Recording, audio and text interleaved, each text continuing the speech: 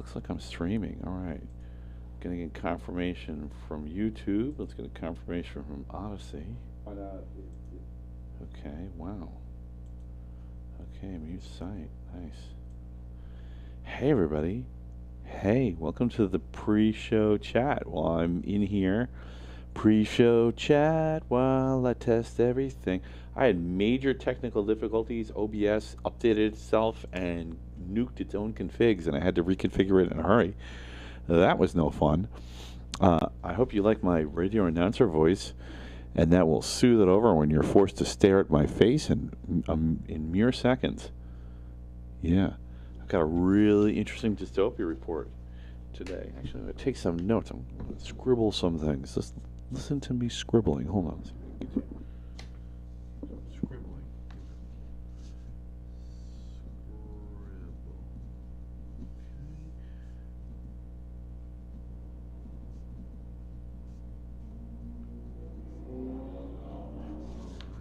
Motorcycle in the background. I hope you guys can't hear that. No, I don't always talk like this. Yes, okay. I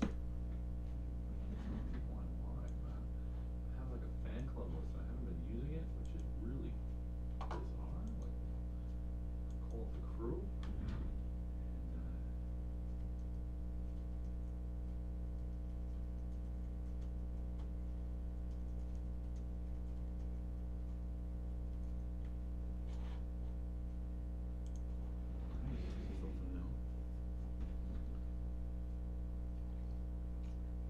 It is 8 o'clock, right? I haven't gotten the wrong time. Life's a blur. Life is a blur.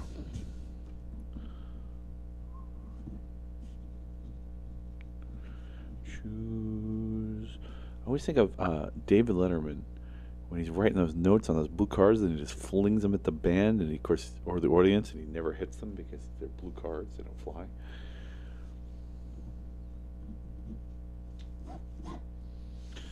All right. Scribble, scribble, scribble. We got a few minutes.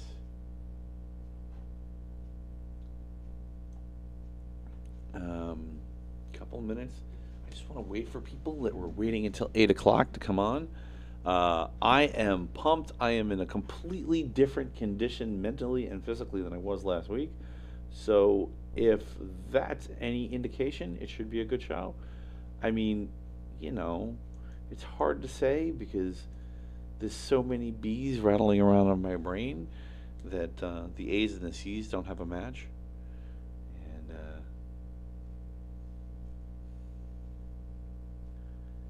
it's all Sky Pandas all the way through. That's all it is. It's just Sky Pandas. Yeah, just listen to the clock tick away. I know there's at least a couple people coming. They haven't come yet, though. More than a few. I got some nice compliments on the nice show. I'm not really sure why it was so well received. It was kind of a mess. I'm told that it did not come through. And maybe I'm going to come across as more of a mess, even though I'm just being goofy. I'm goofing around here, people. I am deadly serious about goofing around. If you want to be serious about not being serious, or going to not be serious about being serious, this is your place. You found the right place, right? If you're looking for some kind of meta self-referential loop, what? Oh, Scooby-Doo? Some kind of meta self-referential loop. This is where you become recursive. So if you've been, if you realize that you're trapped in the matrix, and you want to become recursive, this is how you do it. And I mean, what's more recursive than living forever? Oh, it's too bad. I have a potential listener, but they bailed, man. They can't make it. I'm really sad. Well, you know what? That's what time sharing is for. I'm going to tell them that. Hey, man, that's cool. That's what time sharing is for.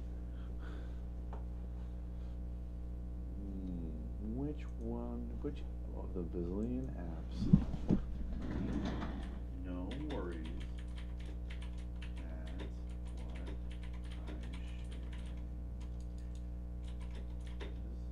more. All right.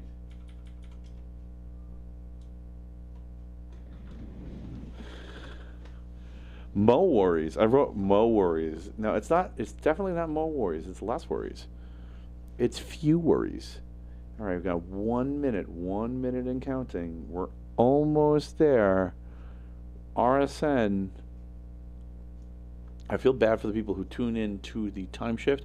If you see the yellow screen and you're time shifting, you can just skip it. It's just me riffing, just me being goofy. Maybe interacting with the people in the comments, just killing some time. Oh, look at that! It's the big time. You guys ready? All right, let's go live. 3, 2, 1. Hello, and welcome to the Technocrat Live. I am your host, Matthew Newhall, and welcome to the show. I hope that this is everything that you've been looking for and more. And I'm not going to tell you what the more is, because you have to tune in to find out what the more is. But you have been looking for it. This is the more you've been looking for. Yeah. Thanks for tuning in. This is actually an interview show. I don't always do interviews. Sometimes I'm too busy to schedule them. This particular week, I'm coming off of a major transition in my life. I've recently been divorced and I recently moved, and it was crazy. So, but I'm back. I'm alive. It didn't kill me, and things are starting to become more orderly.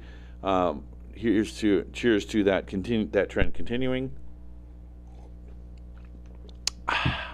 Okay, so please, if you enjoy this show, if you're a regular or if you're new and you like the idea of hearing the news, the tech ethics news, in the form of the Dystopia Report, please like, love, share, and subscribe. That is what I do this for. I do not have any illusions about this ever becoming wildly successful, although I would certainly lean into it if it did. But I'm really just doing this for fun. I like keeping up with the news. I like chatting with people about it. There's lots of opportunities for snark and sarcasm. And snark and sarcasm is what gets me out of bed in the morning. Well, that and anger, but mostly snark and sarcasm. Statistically, it's almost entirely snark. Just why? Anyway, so please like, love, share, and subscribe. And without further ado, I am going to get into the Dystopia Report. Okay. So, my first topic is entertainment. If you have not heard this, it looks like the Beatles have had a release. And I use the words "the Beatles" loosely, although I think legally I can say that because every freaking mainstream media outlet in the country has said it. It is the question about high-end machine learning, what we call artificial intelligence, but it's really machine learning, but it's really just predictive pattern creation in a way. That's what machine learning really is. And of course, that application can be used to sample a singer, sample their voice, compare what scraps of that voice come through on a very grainy, very lousy tape, and fill in the blanks to make it sound like it was recorded in a studio. This is a thing that's possible now, or at least when you're as big as the Beatles are. So apparently John Lennon had recorded a in 79, I think it was, a rather meh song that may or may not have been sung and recorded and released as the Beatles. It was in discussion. Apparently George Harrison didn't like it, but now that he and John are no longer here, the remaining Beatles, Ringo and Paul, of course, went for it, and they said, well, John would have liked it. And so they released it as the Beatles. This is very interesting and brings up some sketchy ethics questions. Copyright specifically is for the purpose of compensating the artist and getting them paid so that they produce more works, right? You want them to be encouraged and to become professional artists and not just willy-nilly give up on their art, and then we all lose, right? But there's another secret purpose of copyright, which is it's a marketing purpose, which is it helps you to manage your brand. And of course, in this case, the brand of the Beatles is 4 guys, and assuming some key management and engineers back in the day, and all those managers and engineers are probably long gone. Fine, we usually credit the band, but 2 of the band members are no longer with us. So is it the Beatles? And of course, this is going to become a bigger and bigger problem as it becomes cheaper and more commonplace to, I mean, we have popular rap singers having entire invented songs, fabricated songs that had nothing to do with the artist, no lyrics, nothing in common, just a sampled voice, sampled lyrics, and a simulated artist singing them, and you can't tell the difference. So there's going to be a lot more of this. And I don't know how I feel about this. It kind of, again, I bring this up almost every episode because this is happening more and more. But this is kind of a ship of Theseus problem. Look it up if you don't know what that is. You know, how many parts can you replace on a ship before it's no longer the same ship? And I think the answer varies. But anyway, you can pick up the story and listen to the song. It sounds okay. It's not their best. Honestly, I could see why it was take it or leave it. But it's very interesting that they were able to clean it up from a crappy cassette tape to the point where you could make a mainstream recording out of it. Technologically, this is, and legally and ethically, this is a huge story. So that's it for entertainment. That was kind of AI. On to tech government. So PayPal, which has been competing with, in an unplanned fashion to PayPal, has been competing with cryptocurrencies for some time now, has released something called stablecoin as of August. This was in the news. I didn't necessarily cover it because there's lots and lots of alt currencies. The idea is that they're pegging stablecoin to the dollar. This is where it gets interesting, right? So there's lots of alt currencies, there's lots of cryptocurrencies that supposedly are pegging themselves to the dollar. But the thing that's interesting about PayPal is that the SEC is now coming after them and saying that they may not be following securities regulations. But what the SEC is really saying is, we don't want you causing a panic which devalues the dollar as people panic as people move assets to try to stabilize your stablecoin. In other words, they're afraid that if PayPal's entire size is used en masse against the dollar, that it could destabilize the dollar. What? You know, I mean, this is not something that the SEC explicitly said, but this brings up some interesting questions. For instance, you know, like governments, most governments now do not have currencies that are backed by anything except violence or a monopoly on violence. And now we have the cryptocurrencies. You know, I mean, it poses as justice, but whatever. And now we have the cryptocurrencies, which are technologically superior, and putting companies like PayPal in a bad spot. So PayPal was really just, hey, you want to do the automated payment thing online, why not just use us? But there's really no reason to do that when you can just do something like Bitcoin, right? You can, the security add-on features that PayPal gives you above and beyond what the actual payment is are minimal. So why pay them, why involve them in the service at all? And so they're trying to stay relevant. But this is going to continue to walk itself forward. Eventually, this is going to get into Western Union, and this is going to get into the credit cards, and this is going to get into the banks, where the services they offer are just not worth the extra expense, and people would rather have low-cost, high-liquidity transactions on open-source blockchain cryptocurrency type transactions. And, you know, so the interesting thing is here, PayPal didn't have a choice but to adopt a cryptocurrency, and they kind of didn't have a choice but to peg it to the dollar, because that's the thing that people want to actually transact in. And then the SEC didn't have a choice but to go after PayPal. And now they're going to both fight as hard as they can, because they both are fighting for their lives.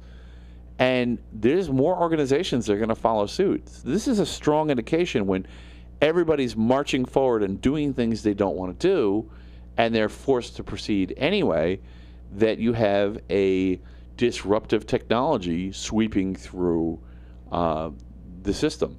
And this is the strongest indication for cryptocurrencies like Bitcoin so far, which is really incredible, and I'm really pumped for it. So, but don't get too excited.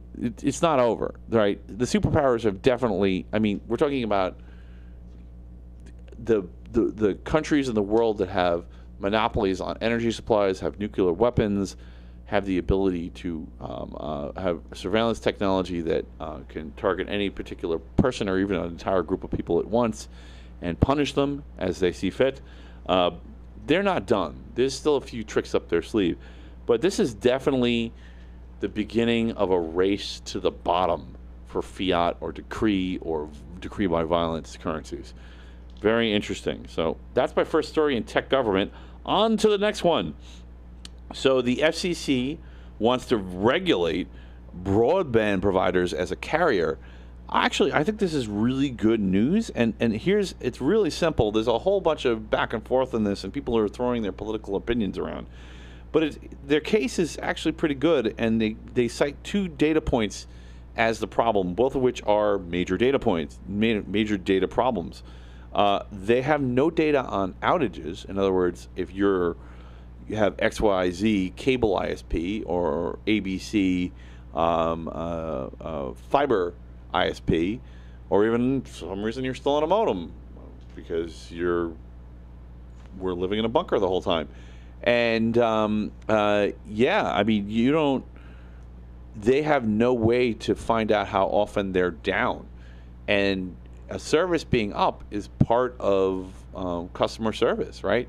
If your car is breaking down, that is something that various government agencies can find out when the car is new enough, at least, and it's still warranted in the dealer network.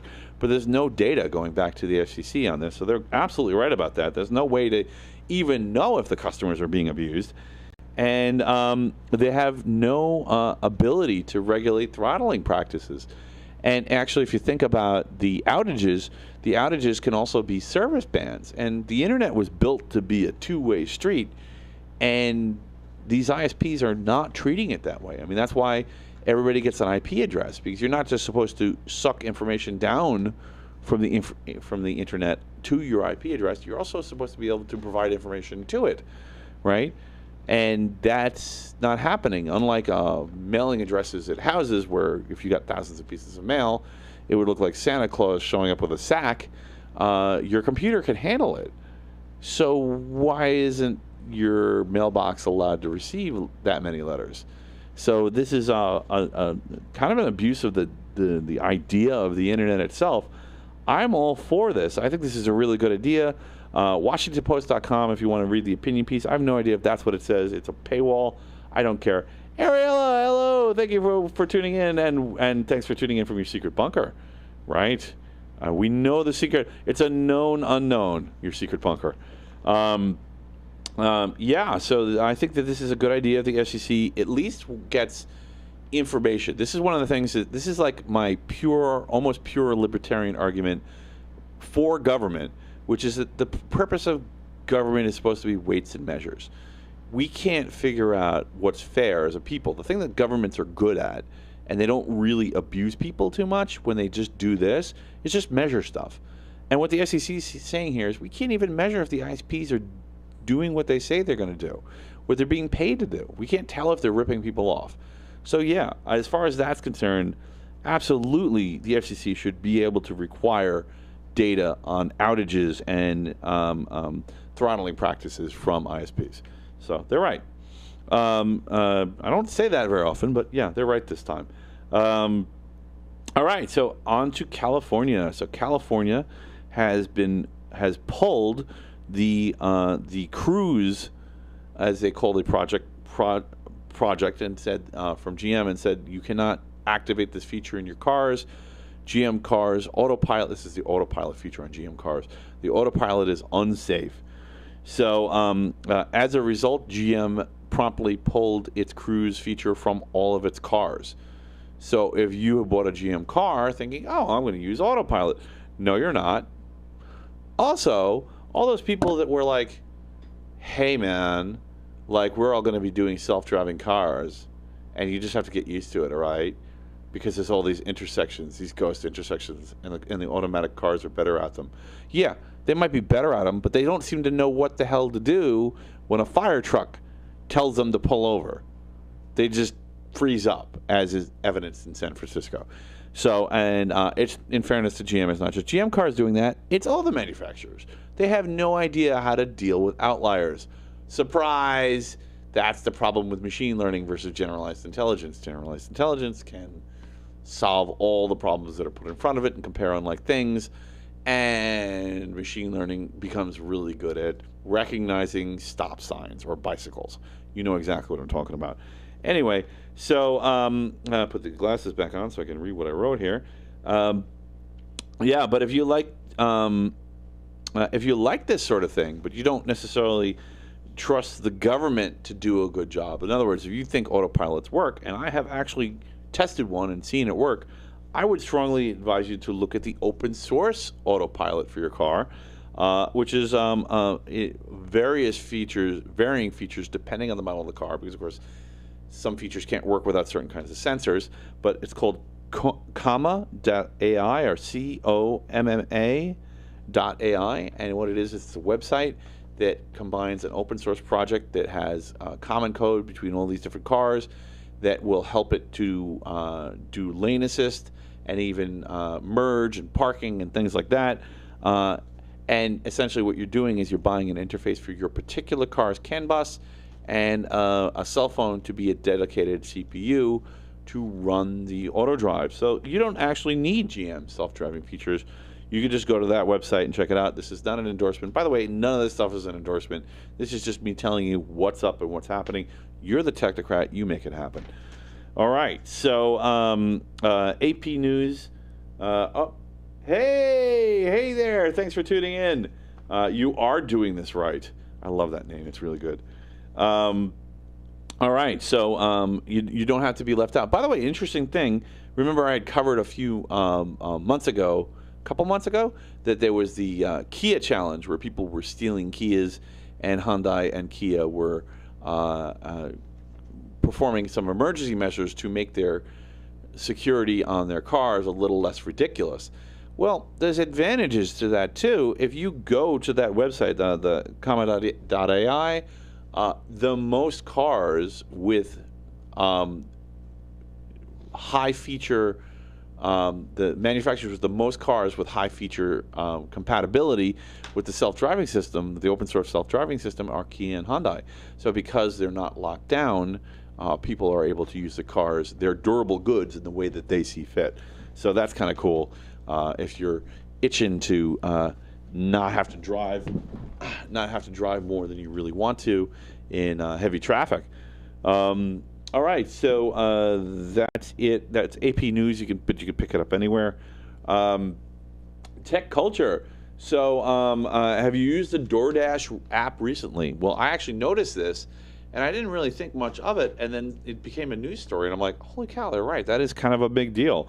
DoorDash says, and I quote, in the app, if you attempt to not tip your driver through the app, orders with no tip might take longer to get delivered. Are you sure you want to continue? This is experimental. I've actually seen this on my own app. And wow, I mean, that's kind of nuts. Because on the one hand, I am an avid tipper. I will tip almost all the time, unless the service or the product is really bad, and then I won't tip. But I usually tip. Sometimes the tips are great. Sometimes the tips are just okay. But I almost always tip. But here's the key. I don't tip until after I've received the service or the product, right? These guys are asking you to tip before. Now, I've been tipping just because it was streamlined and it was a simpler process for me in particular, because sometimes I was ordering food to someplace to have it dropped off for me to pick up a few minutes later. So I couldn't be there to hand the money to them. For that specific situation, pre-tipping makes a little more sense.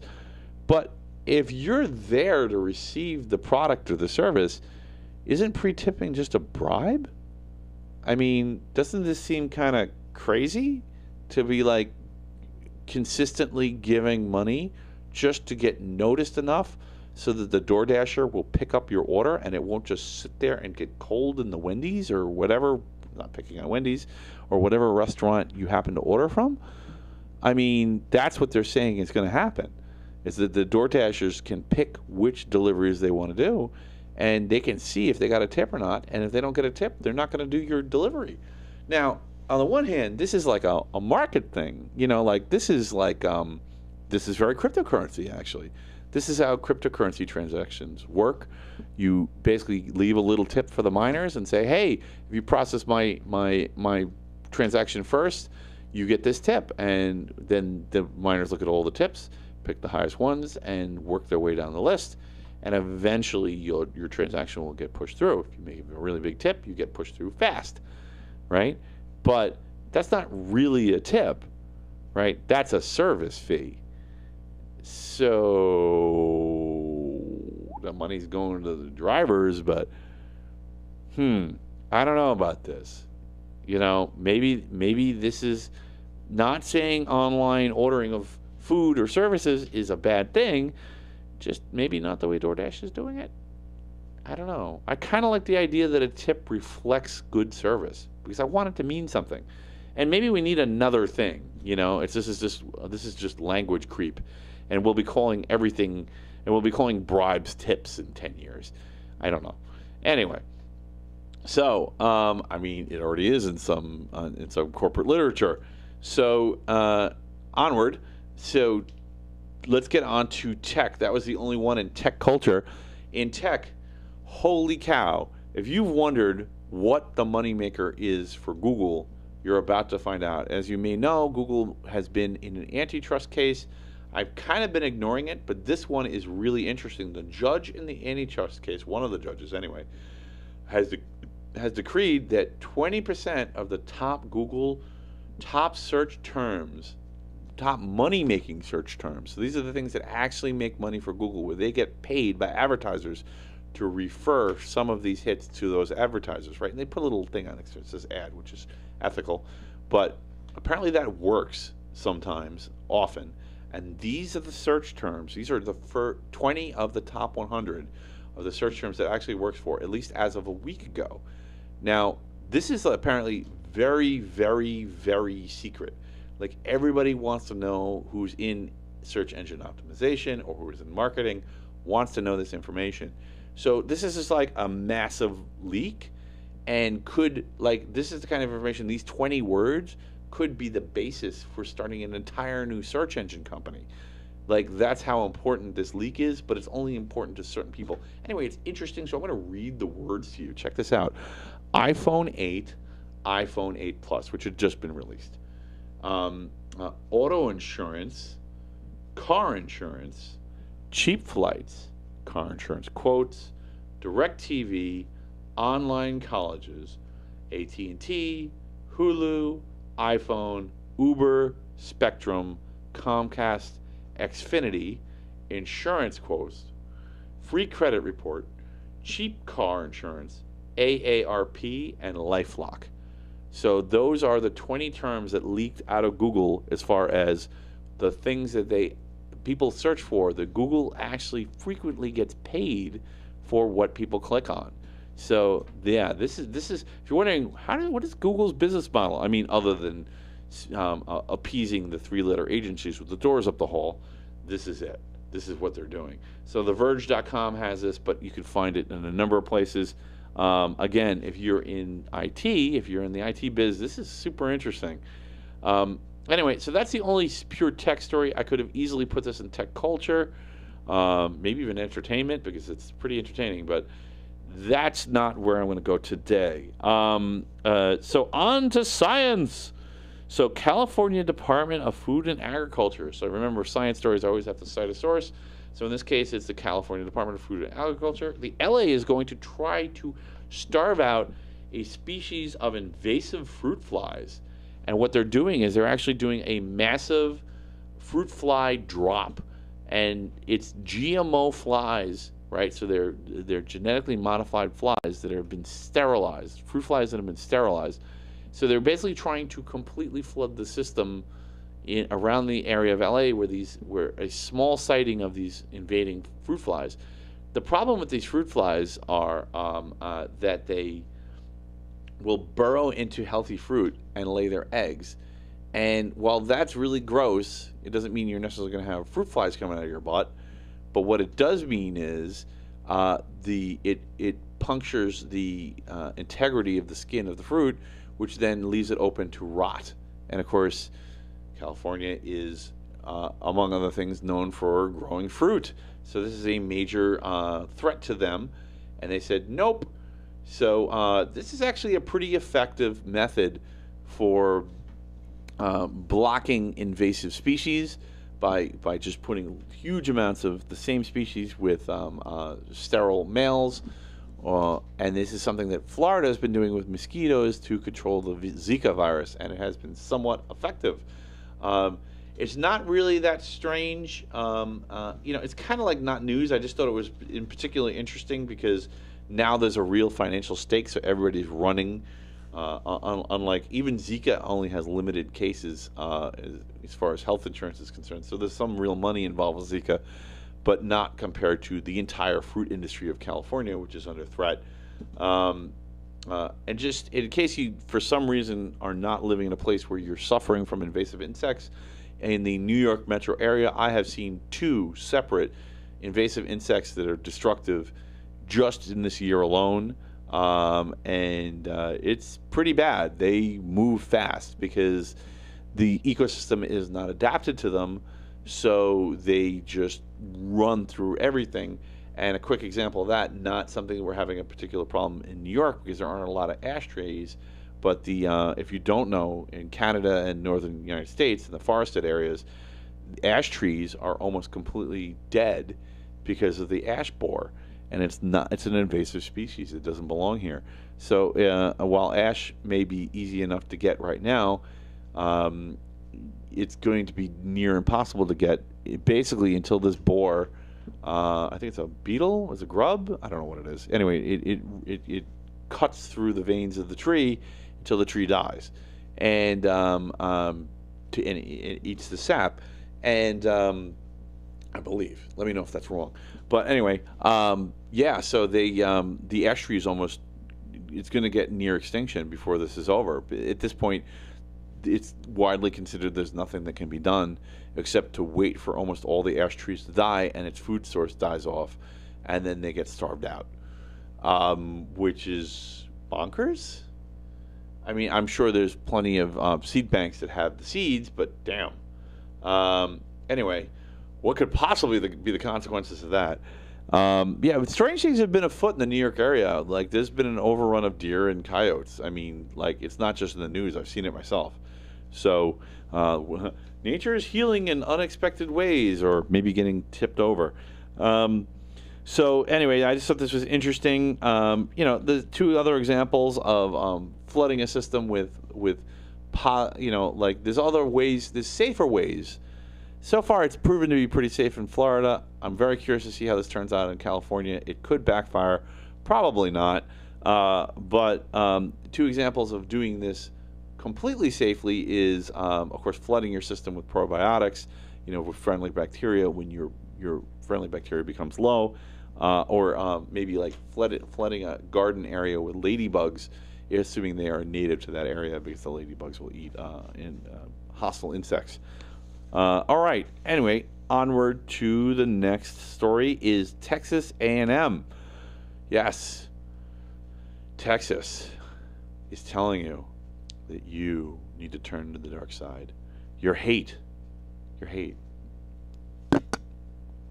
you stronger. Yeah, that's right. Yeah. Let the fear flow through you. Yeah, it turns out, no, really, anger is actually really good at making you better at difficult tasks. And this is, they have a hypothesis on how this is happening. I don't know that the science is 100% solid on how this is happening, but apparently one of the things that goes way up when people are pissed off is persistence. So, yeah, that persistence means that even if you're maybe not more adept at a task, that you will continue to try to succeed at it for a longer period of time and for more tries and maybe even more quickly, which really adds up. Apparently, that's the way to succeed. So it may not be the only thing you should be doing, and it's kind of a couple of good examples. Like Napoleon's famous for, I'm paraphrasing here, but for saying never interrupt your opponent when they're making a mistake. And why not? Well, what if you piss them off? Because then they'll become more effective. Also, remember Bankman from Ghostbusters? Yeah, do you remember in the beginning? Maybe there's some validity to his science experiment in the very beginning of the Ghostbusters movie. People don't really pay attention to the scene, but he was trying to see. Does anybody remember what it was? He's trying to see if being angry makes you more psychic. Well, apparently being angry makes you more effective at everything.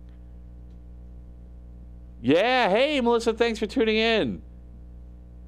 I'm not really sure what you're saying. Gig'em?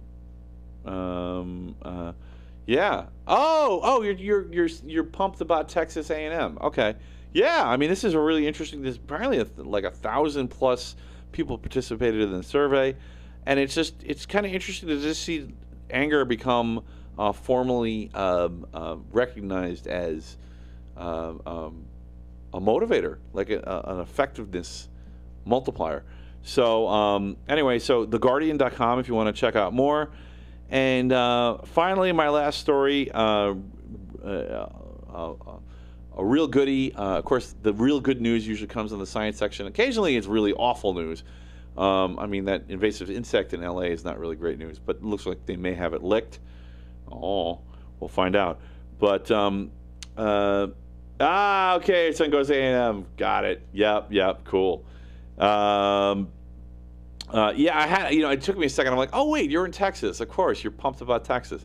Yeah, I mean, it's Texas has realized that your hate makes you stronger. Yeah, I mean, we could have guessed that without the study. But so the University of Washington, the medicine university, has a new kidney stone technology that can break up stones without surgery in 10 minutes. No surgery, no anesthetic, no downtime.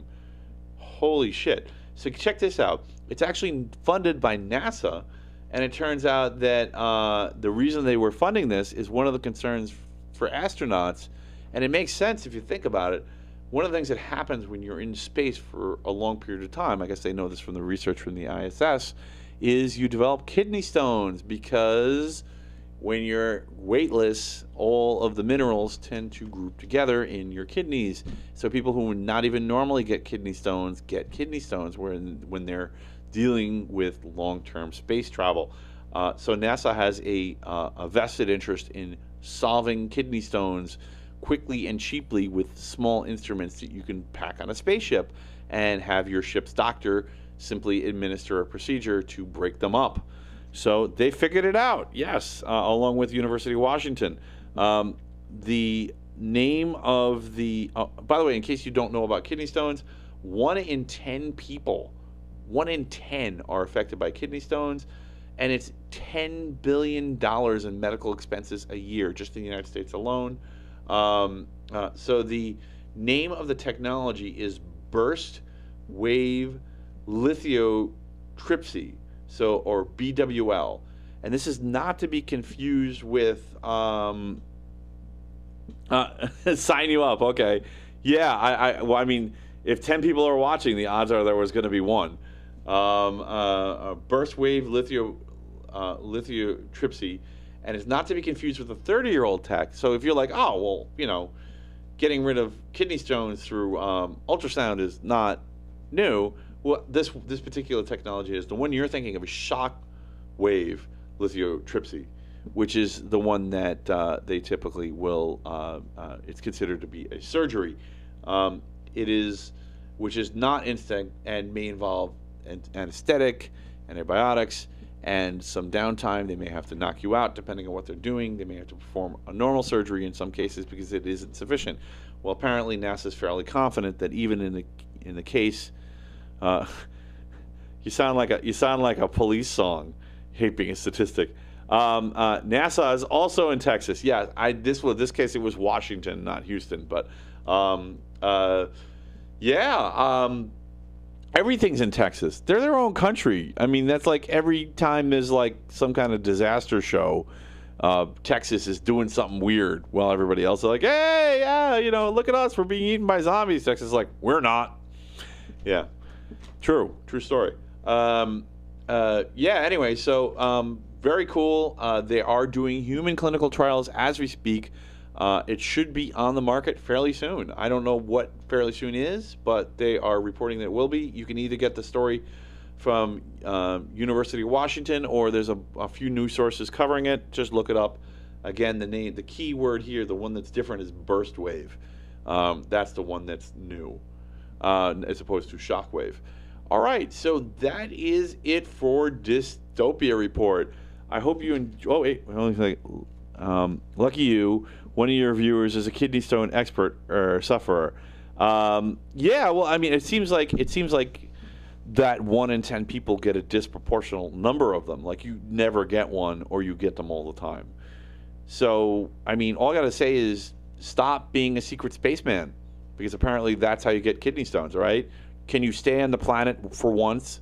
Just get your head out of space, stop orbiting, and pay attention to what's happening on Earth, and then the gravity will cause you to not get kidney stones.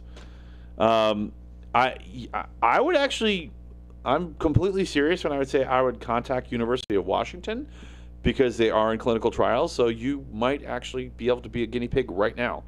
So, that's one of the reasons I'm psyched about this story. This is like, it's far along. So, this is apparently one of the major hurdles for NASA clearing a mission to Mars. So, hooray, and if you're Elon Musk, you're like, yay, we can occupy Mars. So, anyway, so thank you so much. That was Dystopia Report. Thank you so much for tuning in. I just wanted to say I love you all. Thanks. I appreciate you guys tuning in and being part of the show. Sorry for the long intro, but I just had to start the stream a few minutes early to be sure it was actually going to work this week, because it didn't work so great. Road trip. Well, I don't think you have to go to Washington. They'll probably have... They're not going to just work on the vampires in the dark forest of the Northwest. They're going to try to spread out in case it's different other places. Like space. You go to space, they'll treat you in space for free. And we know you're there already because you already have the stones. All right. So thank you so much for tuning in. Good night, everyone. Choose wisely. Choose to share.